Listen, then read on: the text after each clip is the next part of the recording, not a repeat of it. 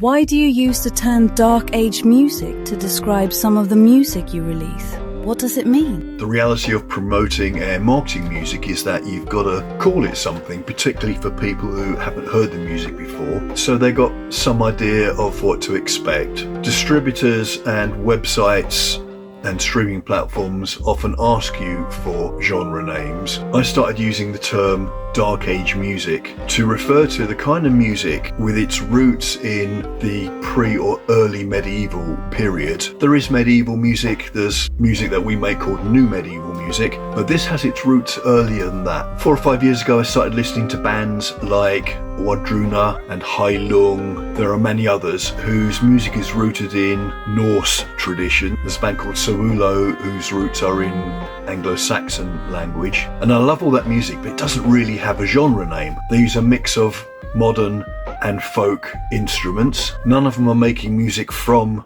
the pre-medieval period because we actually literally know almost nothing about music of that era. But all of these bands are evoking something of the feel, the cultural concepts of that era. I love the music. So when it's come to having to label some of the tracks that Secret Archives of the Vatican release, I've used that term Dark Age music. I've used the term really for want of an alternative. Isn't the term Dark Age problematic?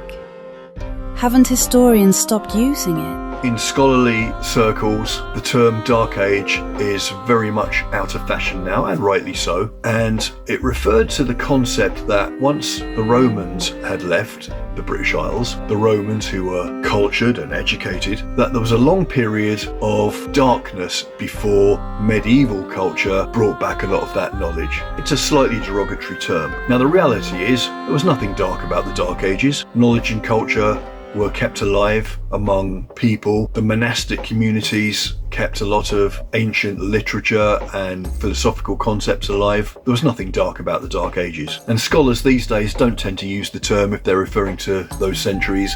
They use terms like pre-medieval, early medieval, post-Roman. However, if you're trying to describe music alluding to that period, you can't really put all that in a TikTok post, in a hashtag. So one of the hashtags I use is Dark Age music. I might also use dark folk, neo folk. Don't genre names serve a purpose?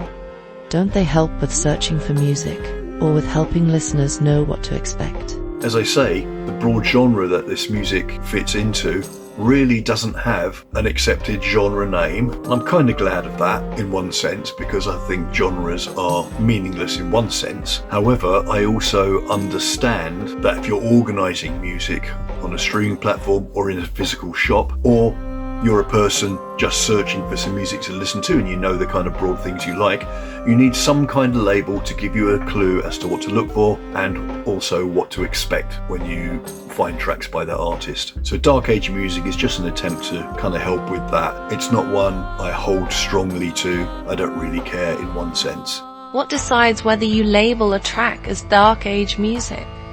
I will label one of our tracks Dark Age music if it's using particular instruments, probably tagelharpa or nyckelharpa, early medieval instruments. The music may not be modal in the sense that our new medieval tracks are modal in terms of the music theory behind it. I'm much less tied to that with the Dark Age tracks, but often the reason I call it a Dark Age music track is the subject matter or the title. Anything to do with Vikings and Saxons and ancient Celtic history, legends, mythology, fantasy, I'll probably throw Dark Age music in there as a hashtag. It just paints part of the picture. Anyway, I hope you found this interesting. If you've got a better term to use to capture that music, the music of the artists I mentioned and other artists like them, please share it with us. But I don't think there currently exists a genre name for that music. And I have to admit, I'm slightly suspicious, because the moment you ascribe a hard genre name to something, it then needs to be defined, and then that limits